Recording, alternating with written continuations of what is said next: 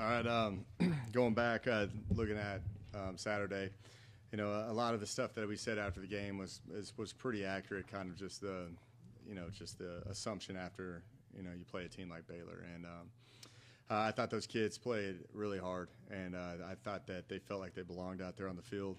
I thought they had many opportunities to make that a closer game than what it was by the final score, and I think it was a closer game, kind of just based off of how we called it.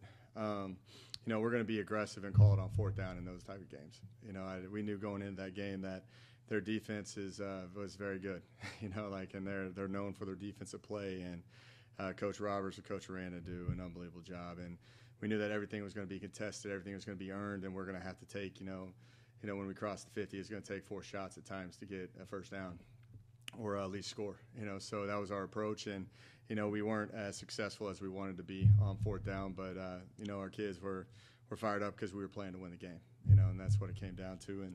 And our kids are disappointed just based off of their play. I was proud of their fight and everything. They just felt like they didn't execute the way that they needed to, and the opportunities given. And I understand that, and I think you guys see the same thing as well. But when you play a team like Baylor, it reminded me of all the past kind of wars I've had in the Power Five.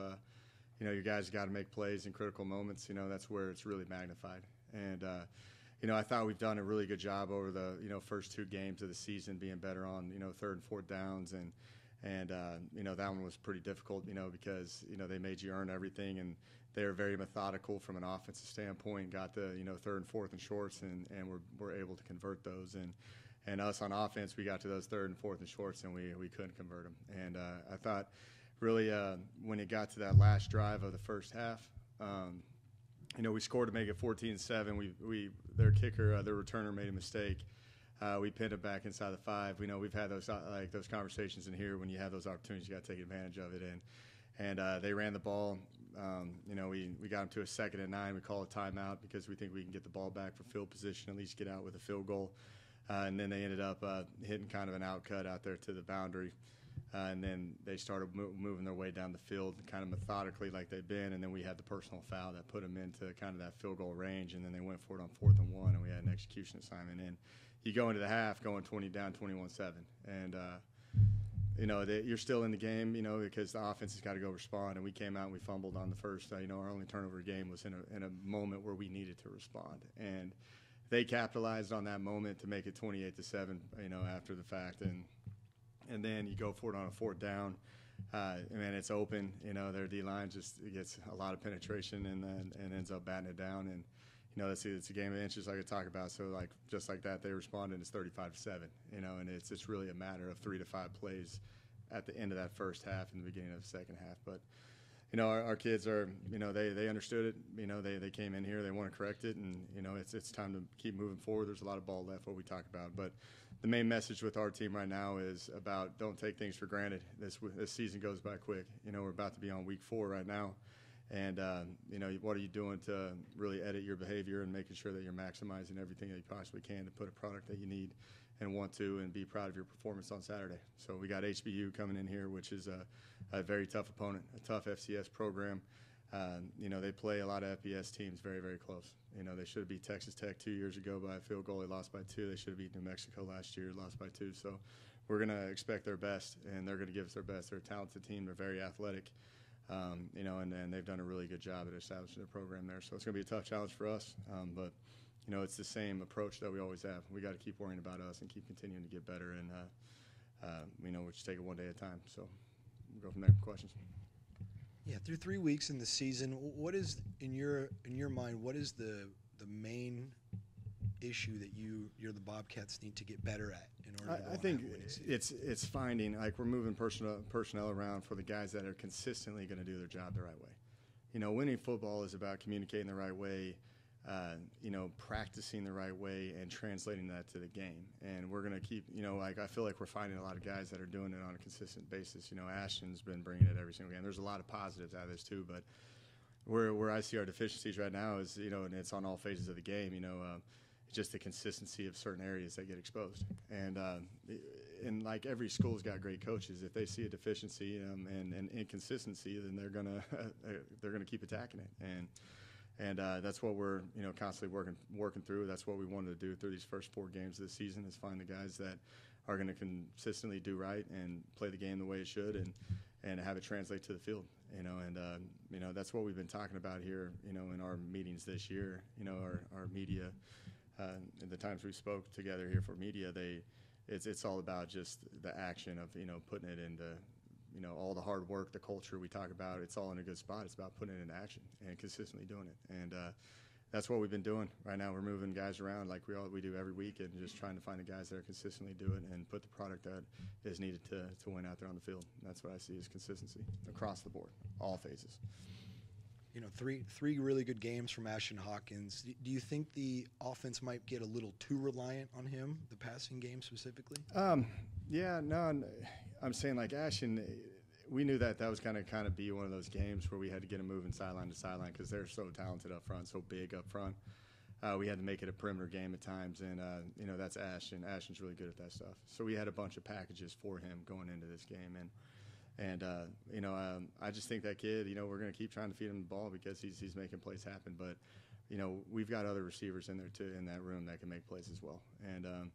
And I think when teams are going to start to take away him, then there's going to leave opportunities for others to elevate their play and rise to the level of what they're capable of doing and take advantage of their opportunity. And I think we got some talented receivers, I think sometimes just by luck of coverage and where it goes, Ashton gets some pretty good touches at times, but there's going to be times where that's going to be taken away and the other guys got to make those plays. And just talking about Ashton again, what's it kind of been like to watch the connection that he and Lane have kind of built on the field over the past 3 weeks? Yeah, you see the confidence just keep growing. This game's hard, man. You got to be patient. I know everybody wants the ball every single play, and sometimes it's just like the luck of it, like the ball's going to Ashton. And I think Lane's comfortable with him. Lane's comfortable with all those guys. It's just what I'm asking him to do. Ashton is being the guy that's open on that first read, and I just think the confidence that Ashton's getting right now, he's just getting better every single day he goes out there, and he's practicing the way, the way he practices is what you see in games, and the consistency of it. So we're going to keep feeding him the rock until they take it away, and we got to have some other guys elevate their play. You mentioned the 2 close games that Houston Baptist had against New Mexico and Texas Tech. When you looked at the tape, what were kind of some of the things that allowed them to have a chance to win in those games? I think they play extremely hard. That's the first thing I look at on tape is how hard they play, and then you start looking at about how sound they play, and they all know what they're doing. They're all very qualified, awesome coaches in terms of just the backgrounds of where they come from and how they just compete and how they put those kids in position to contest everything. Defensively, they're very aggressive. This is a very tough challenge for us from the scheme, and just in general, I think their personnel is very athletic. I think they can cover all of us. We're going to have to make contested catches. They're going to do some exotic looks and try to confuse us in the run game, and we're going to have to play hard, and we're going to have to execute. And that's what they've done is they keep people on their toes. They have, and that's from their defense and our offensive perspective. But they're an air raid system. They're very they've had offenses that are some of the top in FCS histories. And they're very qualified. Coach Cormier does a really good job. He's done he's a guy that I've always looked into and heard nothing but great things about, and just kind of get to talk to him a little bit, just the quality of man that he is and what they're going to do. So it's a tough challenge, and they're coached well. They're gonna make adjustments. They're not going to sit back and take it. They're going to be aggressive, and they're going to make you earn everything. So it's a very tough challenge for us.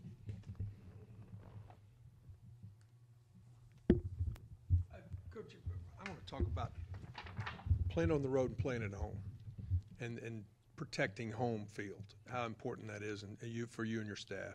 That's very important for us. I think it's great for this community. I think it's great for everybody. I think just to be able to come out with a win at home and see all your friends and family, after the game, and be able to relax and hang out with them a little bit instead of being disgruntled and in a bad spot. I think it's just better for everybody's life. Because I'm a grumpy guy after games with I try not to act that way, but my wife would tell you all the time, I need 24 hours. Like don't talk to me. I know you can look at the positives and the optimism, but just let me kind of sulk in this for a little bit, and then we'll get moving on the next day. And it just just being at home, like you see all the former players that I've finally kind of got to come back to this program, and you want to win for them too. You want to win for all the people before you, and you want to keep bringing people back, because I truly believe this place can be a very special place, and we just got to keep putting a product on the field that these guys are going to keep coming back and enjoy their experience when they're here at Bobcat Stadium. So I think it's great for everybody. Coach, you were down a couple of starters in the secondary this past Saturday. How do you feel as if the unit you ran out there held up? Yeah, like those were some game time decisions, like with Torrey Spears. He'll be back, it's just one of those deals. He warmed up, and it's just we felt like we needed to go another direction. But what happened was with Chris Mills being out, and then Rod kind of had a stinger a little bit that he was battling through, and then DJ goes down at one point, in the game, and you put in guys like Peyton Tuggle, who do everything that we ask, and he didn't bat an eye, man. That's a lot of guys don't want that type of style of play, because that's a very physical team. And Tuggle, he ran in there fearless and actually made a play and forced a fumble, and I was happy for him. But that's part of the game. Injuries are part of it, and we got to find ways to make sure that we're not exposing any of our kids. We're protecting them at times, and you got to call games differently when you have that. But that's part of kind of our decision for a non-conference game. I know it was a very big game for us, but we still got a lot of ball to play, and it was our decision to kind of hold out Torrey and let's keep and the same thing with Toe Groves. He was a game time decision too, but I'm expecting those guys to play, and just kind of ease them back into it so we can have them for the rest of the season. After the first game of the year, you had mentioned that offense and special teams were the areas that concerned you after the game against Nevada. You're 2 games removed from that. Have you seen improvement in both of those areas since that game? Yeah, I've seen improvement in all areas, to be honest with you. But it's like what I was talking with Kev about just saying. And his question was about the consistency across the board. There's a lot of guys doing their job and stuff, and it's my job to find the other ones that can consistently do it as well.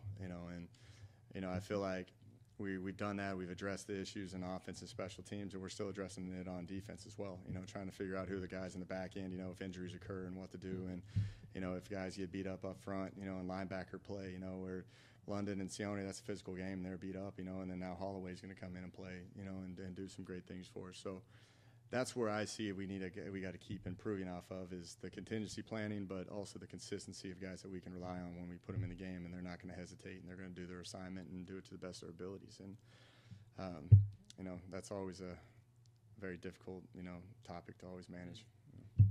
When looking at HBU, you kind of talked about their offense a little bit, and when you look at the numbers, they tend to be very explosive. I think their average distance covered on touchdowns is somewhere around 40 yards. The tailback of theirs, a true freshman, has had 2 really good games so far. They have an outside JUCO receiver that's come in and made plays. They're coming off of a bye week, so relatively well rested as well. What does it take to limit teams that tend to be explosive? Yeah, they're that air raid style team, and so they're going to be numbers driven in the run game. So if you sell out for the pass, then they're going to run the ball. If you load the box up for the run, then they're going to get it out to the receivers. So they play the game kind of very similar to how we play it, and they know it's a space-driven game, but they've got some explosive talent. Their running backs had 2 70-plus touchdown runs this year, and their receivers had a 67-yard touchdown catch.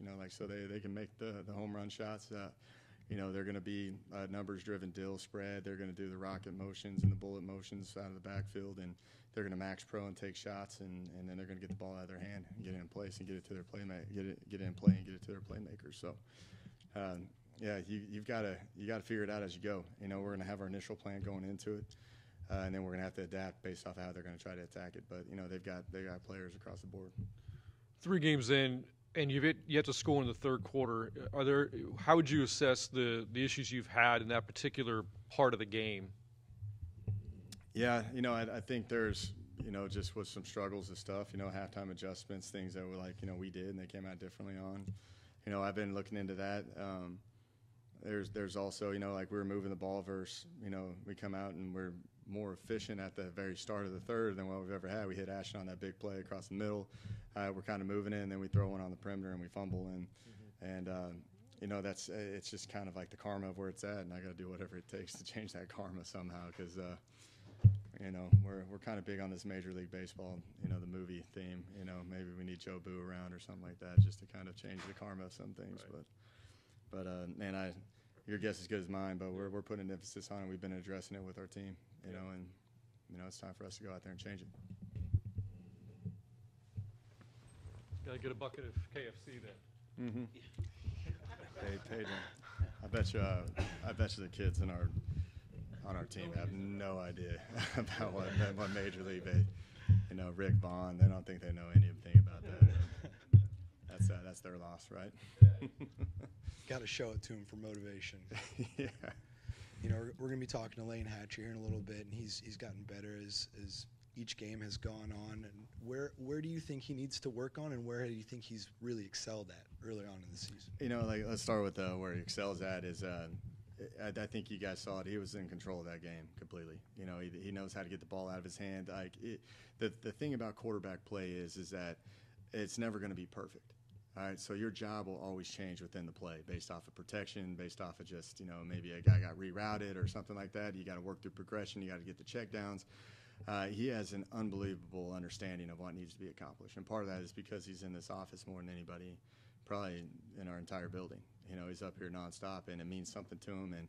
And he's literally on a constant pursuit to find like the continuity and figure out what guys are good at doing and how I can make it better and what we need to work on and what can expose us in the future and all that stuff. And I've seen his confidence grow. I've seen, and again, this is the first time I've called plays with him too, and we're figuring each other out. And I think we're finally starting to find like the swing of things, and he's really good at understanding when to hand it, when to throw it. He's very critical of himself. He'll come off the sidelines and tell me that he screwed something up and he needs to get to this, and he's always one step ahead. He's always trying to attack, like, hey, we need to come back and answer with this, or we need to do that, and it's reassuring for me, that it means something to him, and he's going to have a lot of success being that way.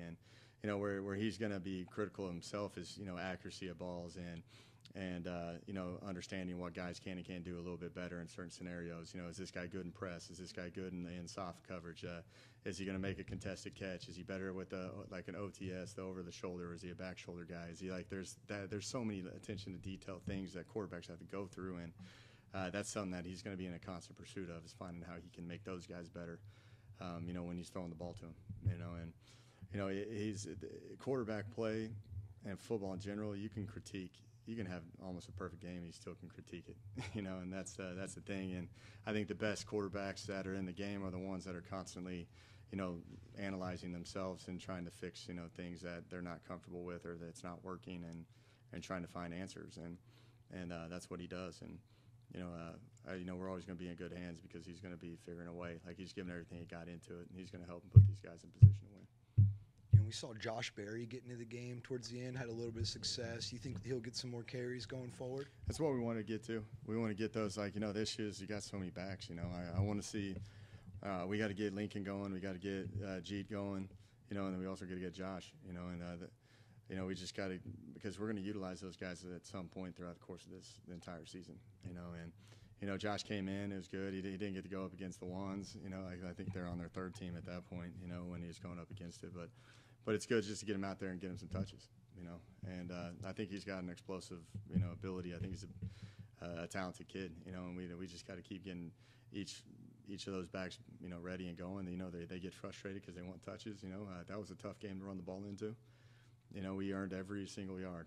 Calvin had to fight, and Lincoln had some good runs here and there, and Jeet made some big plays, where we whiffed on a linebacker on 4th and 1. He gets a 4-yard gain. There was a 3rd and 6. He gets a 5-yard gain where he missed a guy, and he just speeds to the outside. Those kids want it, and we got to get them all touches, and we all got to keep kind of going. We feel like we got Calvin in a good spot, obviously, from last week and how he's playing. We got to get those other 3 some more touches and get more evaluations of them. You mentioned Toe Groves and Torrey Spears is healthy or scratches from last game. Was anybody else injured in the game, or anybody had to come out that's on the question mark this week? No, we have typical bumps and bruises. Like London and Sione are beat up a little bit, you know, and they're going to be fine. That's really about it. You know, like, you know, Torrey, like Rod was a little bit banged up afterwards, but he practiced today. You know, Torrey and Toe practiced. You know, that was kind of more of a cautionary deal. I thought they'd be better, but, you know, when it comes to soft tissue injuries, you don't want to force it, you know, because it'll just make it worse, you know. So, but I expect to see those guys back. Connor, am I missing anybody? Yeah, Chris Mills. He's working his way back into it. You could see him this week as well. You know, he's passing all protocols, all that stuff, and been cleared by everybody. So he's a tough kid. You know, he wants to play. He misses it. You know, and he's been going through. We've been going through all the proper channels for that. And you know, what a crazy deal that was again. But I think that's it, right? I can't think of it off the top of my head. Kev always has to ask me the hard questions. What about Evan Lavelle? What's his Evan, update? he's out of the boot, so he should be. We're going to get him going active a little bit, you know, but I wouldn't expect to see him in. You know, hopefully we can get him back by James Madison, for sure, App State. That's what we're planning on, James Madison. So that's a good question, too. What other ones you got? That's it. You nailed it.